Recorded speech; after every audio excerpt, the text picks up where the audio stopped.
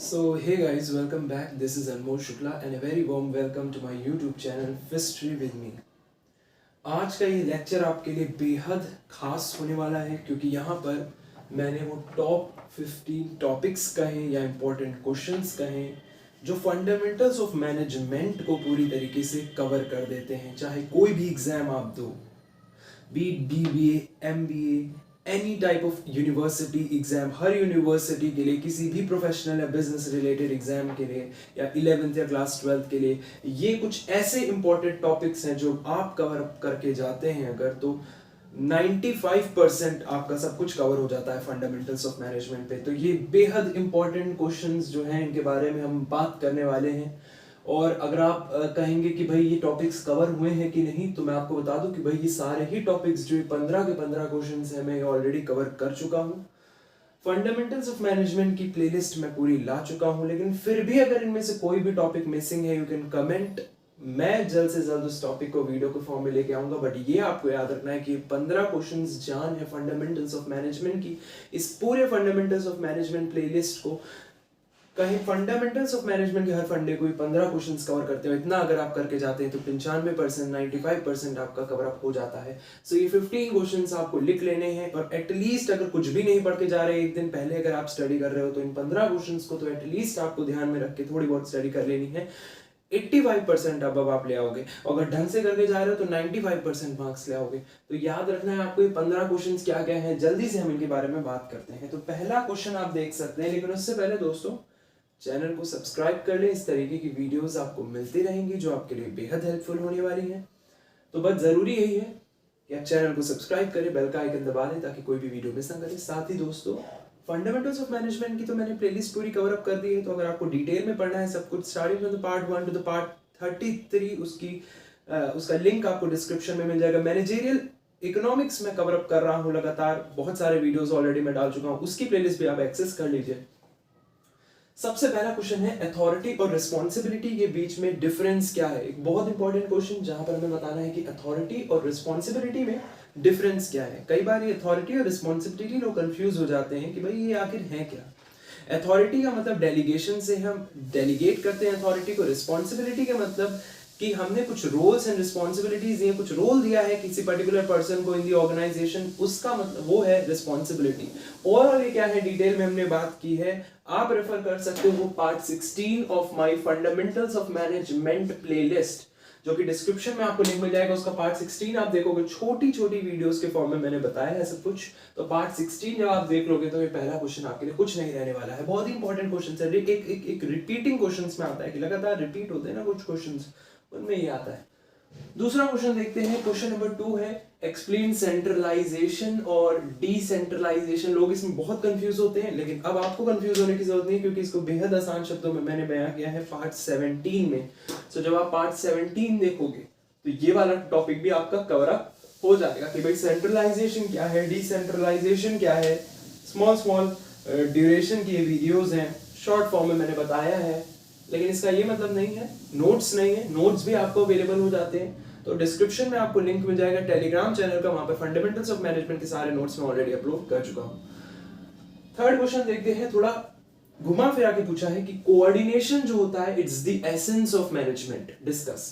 Coordination देखो बहुत जरूरी है और ये मैनेजमेंट का एसेंस है, मतलब मैनेजमेंट की नींव जो है वो कोऑर्डिनेशन है। हर चीज कोऑर्डिनेटेड वे में हो।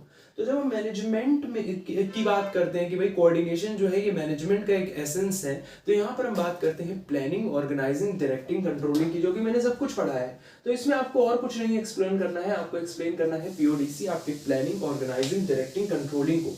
जब आप इसको एक्सप्लेन कर देते हैं तो वही आप एक्सप्लेन कर रहे हैं कि कोऑर्डिनेशन जो है ये मैनेजमेंट का एसेंस है, क्योंकि इन सबको हम इस तरीके से डेवलप करते हैं, बनाते हैं, प्लानिंग करते हैं, फिर ऑर्गेनाइजिंग करते हैं, फिर डायरेक्टिंग करते हैं, कंट्रोलिंग करते हैं और आपस में कहीं ना कहीं इंटरकनेक्टेड होते हैं, रिलेटेड होते हैं कि भाई एक करेंगे तभी हम अगले स्टेप में जा सकते हैं। तो ये एक तरीके से कोऑर्डिनेशन है और यही एक मैनेजमेंट का एसेंस है। तो इस तरीके से आपको पीओडीसी को एक्सप्लेन कर देना है, इसमें सब कुछ एक्सप्लेन कर दो पीओडीसी के बारे में।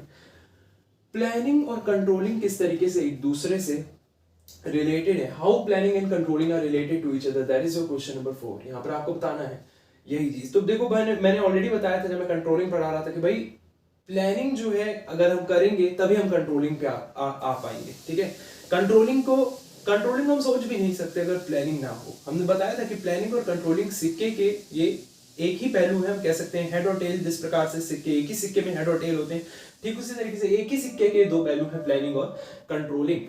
क्या है इसके बारे में पूरा आपको जानकारी मिलेगी जब आप देखोगे पार्ट 7, 8, 24, 30 और 31।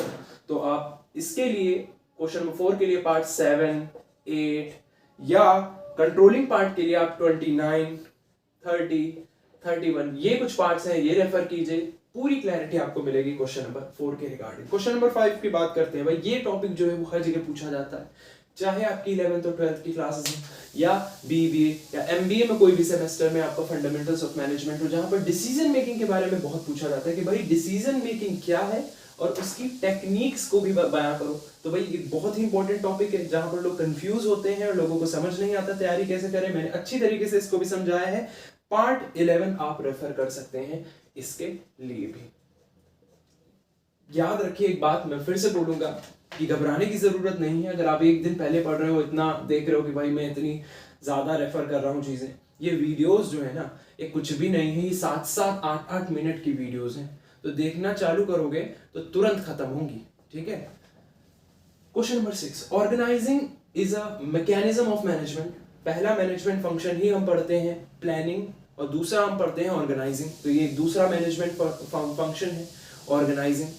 तो एक इंपॉर्टेंट फंक्शन है ऑर्गेनाइजिंग। ऑर्गेनाइजिंग में हम सब कुछ, हमारी चीजें, हम जितने भी रॉ मटेरियल्स, लेबर, सबको, वर्कर्स, हम सबको क्या करते हैं, मनी, हम सबको एक्सेस करते हैं, हम सबको ऑर्गेनाइज करते हैं टुगेदर। क्या क्या और चीजें होती हैं ये तो आपको तभी समझ में आएगा जब आप अच्छी तरीके से ऑर्गेनाइजिंग के बारे में पढ़ोगे। और अच्छी तरीके से ऑर्गेनाइजिंग में आपको 13, 14 और 15 में बता चुका हूं, तो you can refer that part, those parts also. Fundamentals of management, once again I am telling you, description में links है। मैनेजर्स के फंक्शन क्या क्या हो सकते हैं, अब आपको मैनेजर्स के फंक्शन बताने यहाँ पर कि भाई मैनेजर के क्या क्या रोल्स हैं, क्या क्या रिस्पॉन्सिबिलिटीज हैं। फिर आपको मैनेजमेंट को डिफाइन करना है। तो सबसे पहली वीडियो जो आपने देखी मेरी, जिसमें 5000 प्लस जो है व्यूज आ चुके हैं अभी तक, पार्ट 1 मैनेजमेंट में मैंने वहां पर डिफाइन किया है। तो 5000 प्लस व्यूज हैं और लगातार व्यूज बढ़ रहे हैं, लाइक्स भी बढ़ रहे हैं। तो पार्ट 1 आप जरूर देखें। प्लानिंग प्रीमाइसेस क्या है दोस्तों, शायद मैंने ये नहीं बताया, बट आपको याद रखना है। कोई भी आर्टिकल इसमें पढ़ोगे, देखो सबसे बड़ी बात, प्लानिंग प्रीमाइसेस कुछ नहीं होते। प्लानिंग प्रीमाइसेस में दो चीजें आती हैं, एक होती है इंटरनल प्लानिंग प्रीमाइस, एक होती है इंटरनल प्लानिंग प्रीमाइस, एक होती है एक्सटर्नल प्लानिंग प्रीमाइसेस। इंटरनल में हम अंदरूनी प्लानिंग करते हैं, यहां पर हम पॉलिसीज देखते हैं, जो भी गाइडलाइंस है वो देखते हैं, रूल्स देखते हैं। हम यहाँ पर रिसोर्सेज एक्सेस करते हैं और उनको देखते हैं, एटसेट्रा। लेकिन जब हम बात करते हैं एक्सटर्नल प्लानिंग प्रीमाइसेस की, तो हम पॉलिटिकल एनवायरनमेंट देखते हैं, हम गवर्नमेंट देखते हैं, हम कॉम्पिटिटर्स को देखते हैं, हम इकोनॉमी को देखते हैं, हम सप्लाई और डिमांड को देखते हैं, एटसेट्रा। तो भाई यही आता है प्लानिंग प्रीमाइस में। अगली बात करते हैं क्वेश्चन नंबर 10 कि भाई मोटिवेशन की इंपॉर्टेंस क्या है। मोटिवेशन मैनेजमेंट का एक बहुत बहुत इंपॉर्टेंट हिस्सा है और इसके बारे में मैंने बयां किया है अच्छी तरीके से पार्ट 25 में। तो पार्ट 25 में आप जरूर देखेगा, पूरी तरीके से आपको आइडिया लग जाएगा इंपॉर्टेंस ऑफ मोटिवेशन का। लीडरशिप स्टाइल्स के टाइप्स क्या क्या हो सकते हैं, question number 11, what are the various types of leadership styles. इसके लिए आपको देखना पड़ेगा पार्ट 22, एक बहुत इंपॉर्टेंट टॉपिक जिसमें कॉम्प्लिकेटेड टर्म्स आ जाते हैं लीडरशिप स्टाइल्स के, लेकिन आप समझ जाओगे क्योंकि मैंने बेहद आसान शब्दों में इसको बताया है आपको। Explain the following principles of foil. Foil के आपको प्रिंसिपल्स को एक्सप्लेन करना है with the help of one example for each. Discipline और यूनिटी ऑफ कमांड। डिसिप्लिन, ओबीडियंसी वगैरह, एंड यूनिटी ऑफ कमांड का मतलब है कि भाई एक बार में जो सुपीरियर है वो सबऑर्डिनेट को एक ही इंस्ट्रक्शन दे सकता है, ये होता है यूनिटी ऑफ कमांड का मतलब। 13 में देखो, right about Spirit they corps. Spirit they corps का मतलब होता है दोस्तों टीम स्पिरिट। इसका क्या मतलब होता है, टीम स्पिरिट, कि भाई together will make things easy, motto है ना। यानी कि एस्पिरिट दे कॉर्प्स का मतलब, टीम स्पिरिट का मतलब कि भाई यूनिटी होनी चाहिए वर्कर्स के बीच में, लेबर्स के बीच में। यूनिटी होगी तो बेहद मुश्किल काम भी आसान हो जाता है। स्केलर चेन, एक चेन चली आ रही है, टॉप मैनेजमेंट से बॉटम मैनेजमेंट से लोअर मैनेजमेंट, एक चेन चली आ रही है, और एक सबऑर्डिनेट, एक फिर वर्कर सबऑर्डिनेट्स जो भी लोअर मैनेजमेंट में काम कर रहे हैं, वो जो मेन अथॉरिटी है एम्प्लॉयर, एम्प्लॉयर से जो इंस्ट्रक्शन लेंगे वो एक बार में एक ही इंस्ट्रक्शन लेंगे, यानी कि एम्प्लॉयर भी सबऑर्डिनेट को एक बार में एक ही इंस्ट्रक्शन देगा, हौच पौच ना क्रिएट हो, मैस ना क्रिएट हो, और डेलीगेशन ऑफ रिस्पॉन्सिबिलिटी प्रॉपर हो। ये सारी चीजें स्केलर चेन में आती हैं। रोल्स एंड रिस्पॉन्सिबिलिटी जैसी अच्छी तरीके से डेलीगेट किया जाए। थ्योरी ऑफ मोटिवेशन को एक्सप्लेन करना है तो थ्योरी ऑफ मोटिवेशन को भी मैंने एक्सप्लेन किया है 26, 27 और 28 में। अपने आप में एक बेहद इंपॉर्टेंट टॉपिक है ये, अपने आप में बहुत इंपॉर्टेंट टॉपिक है थ्योरी ऑफ मोटिवेशन।